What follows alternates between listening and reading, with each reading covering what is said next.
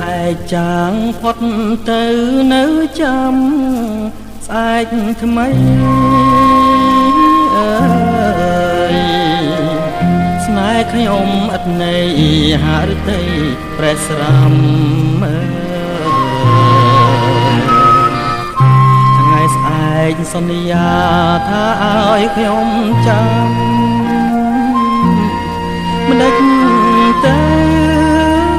បណ្ដាំស្អែកហួចច្រើនហើយស្អែក10ស្អែក20ស្អែកស្រីសន្យា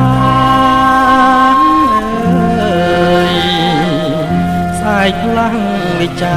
ថាឈប់ឆ្លងឆ្លើយ